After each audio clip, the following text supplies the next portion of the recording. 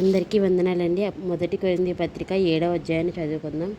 మీరు వ్రాసిన వాటి విషయము, స్త్రీని ముట్టకుండుట పురుషునికి మేలు, అయినను జారత్వము జరుగుచున్నందున ప్రతివానికి సొంత భార్య ఉండవలెను, ప్రతి స్త్రీకి సొంత భర్త ఉండవలెను. భర్త భార్యకును, అలాగనే భార్య భర్తకును వారి వారి ధర్మములు నడుపవలెను. భర్తకే కానీ భార్యకు తన దేహం పైన అధికారం లేదు, అలాగున భార్యకే కానీ భర్తకు తన దేహం పైన అధికారం లేదు. ప్రార్థన చేయుటకు మీకు సావకాశం కలిగినట్లు కొంతకాలం వరకు ఉభయుల సమ్మతి చొప్పున తప్ప ఒకరినొకరు ఎడబాయకుడి. మీరు మనసు నిలవలేకపోయినప్పుడు సాతాను మిమ్మల్ని శోధింపకున్నట్టు తిరిగి కలుసుకుని. ఇది నా హితోపదేశమే కానీ ఆజ్ఞ కాదు. మనుషులందరూ నా వలె ఉండగోరుచున్నాను. ఆయనను ఒకడొక విధమును మరి ఒక విధమును ప్రతి మనుషుడు తనకున్న కృపావరమును దేవుని వలన పొంది ఉన్నాడు. నా వలె నుండుట వారికి మేలని పెండ్లి కాని వారితోనూ విధవరాండ్లతోనూ చెప్పుచున్నాను. అయితే మనస్సు నిలుపలేని ఎడల పెండ్లి చేసుకొనవచ్చును. కామతత్తులగుట కంటే పెండ్లి చేసుకొనుట మేలు.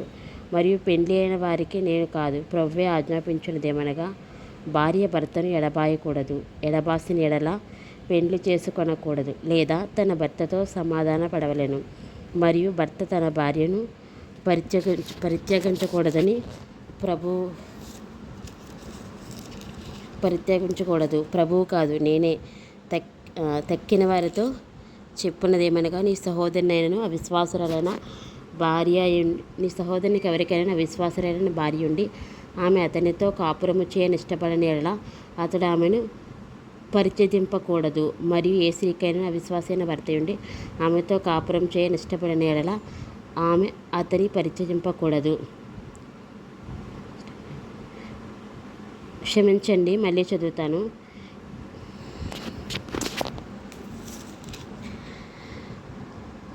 ప్రభువు కాదు, నేనే తక్కిన వారితో చెప్పున్నదేమనగా, ఏ సహోదరునికైనా అవిశ్వాసరాలైన భార్య ఉండి ఆమె అతనితో కాపురము చేయని ఇష్టపడిన ఎడల అతడు ఆమెను పరిత్యజింపకూడదు. మరియు ఏ స్త్రీకైనా అవిశ్వాసి అయిన భర్త ఉండి ఆమెతో కాపురము చేయని ఇష్టపడిన ఎడల ఆమె అతని పరిత్యజింపకూడదు. అవిశ్వాసి అయిన భర్త భార్యను బట్టి పరిశుద్ధపరచబడును, అవిశ్వాసురాలైన భార్య విశ్వాసి అయిన భర్తను బట్టి పరిశుద్ధపరచబడును.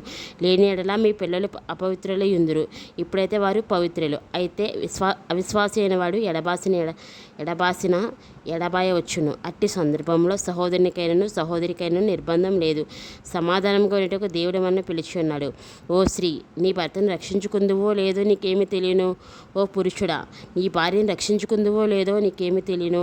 అయితే ప్రభు ప్రతివానికి ఏ స్థితి నియమించానో, దేవుడు ప్రతివానిని ఏ స్థితి ఎందు పిలిచానో ఆ స్థితి ఎందే నడుచుకొనవలెను. ఈ ప్రకారమే సంఘములన్నిటిలో నియమించున్నాను. సున్నతి పొందినవాడెవడైనను పిలువబడిన అతడు సున్నతి పోగొట్టుకొనవలదు.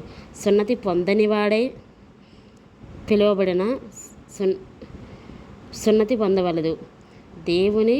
సున్నతి పొందనివాడై పిలువబడిన సున్నతి పొందవలదు. దేవుని ఆజ్ఞను అనుసరించుటే ముఖ్యము, కానీ సున్నతి పొందుటందు ఏమీ లేదు, సున్నతి పొందకపోవటి అందు ఏమీ లేదు. ప్రతివాడు ఏ స్థితిలో పిలువబడినా ఆ స్థితిలోనే ఉండవలెను. దాసుడిగా ఉండగా పిలువబడితివా, చింతపడవద్దు. కానీ స్వతంత్రుడగుటకు శక్తి కలిగిన ఎడల స్వతంత్రుడగుట మరి మంచిది. ప్రభువునందు పిలువబడిన దాసుడు ప్రభు వలన స్వాతంత్ర్యం పొందినవాడు. ఆ ప్రకారమే స్వతంత్రుడయుండి పిలువబడినవాడు క్రీస్తు దాసుడు. మీరు విలువ పెట్టి కొనబడినవారు కనుక మనుషులకు దాసులు కాకూడదు. సహోదరులారా, ప్రతి మనుష్యులను ఏ స్థితిలో పిలువబడినో ఆ స్థితిలోనే దేవునితో సహవాసము కలిగి ఉండవలెను.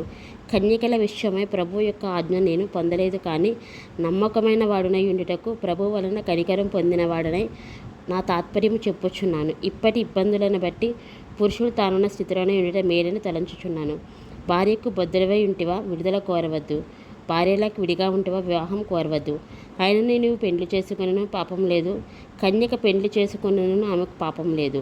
అయితే అట్టివారికి శరీర సంబంధమైన శ్రమలు కలుగును, అవి మీకు కలుగుకున్నవని కోరుచున్నాను. సహోదరులారా, నేను చెప్పున్నదేమనగా, కాలము సంకుచితమై ఉన్నది కనుక ఇక మీదట భార్యలు కలిగిన వారు భార్యలు లేనట్టును, ఏడ్చువారు ఏడవనట్టును, సంతోషపడేవారు సంతోషపడనట్టును, కొనువారు తాము కొనినది తమది కానట్టును, ఈ లోకము అనుభవించేవారు అమితముగా అనుభవింపనట్టును ఉండవలెను. ఏలనగా ఈ లోకపు నటన గతించున్నది. మీరు చింతలేని వారి ఉండవలనని కోరుచున్నాను. పెండ్లి కానివాడు ప్రభువుని ఎలాగో సంతోషపెట్టగలనని ప్రభు విషయమైన కార్యములను గూర్చి చింతించుచున్నాడు. పెండ్లైన వాడు భార్యను ఎలాగో సంతోషపెట్టవలనని లోక విషయమైన వాటిని గూర్చి చింతించుచున్నాడు. అటువలనే పెండ్లి కాని స్త్రీయు కన్యకయు తాము శరీరమందును ఆత్మయందును పవిత్రురాండ్లయుటకు ప్రభు విషయమైన కార్యములను గూర్చి చింతించుదురు కానీ పెండ్లి అయినది భర్తను ఎలాగో సంతోషపెట్టగలనని లోక విషయమైన వాటిని గూర్చి చింతించుచున్నది. మీకు ఉరి వడ్డవలనని కాదు, కానీ మీరు యోగ్య ప్రవర్తనులై తొందర ఏమీ లేక ప్రభు సన్నిధానవర్తులై ఉండవలనని ఇది మీకు ప్రయోజనం నిమిత్తమై చెప్పుచున్నాను. అయితే ఒకని కుమార్తెకు ఈడు మించిపోయిన ఎడల ఆమెకు వివాహం చేయవలసి వచ్చిన ఎడలను ఆమెకు వివాహం చేయవలసి వచ్చిన ఎడలను ఆమెకు వివాహం చేయకపోవడం యోగ్యమైనది కాదని ఒకడు తలంచిన ఎడలను అతడు తన ఇష్టము చొప్పున పెండ్లి చేయవచ్చును. అందులో పాపము లేదు.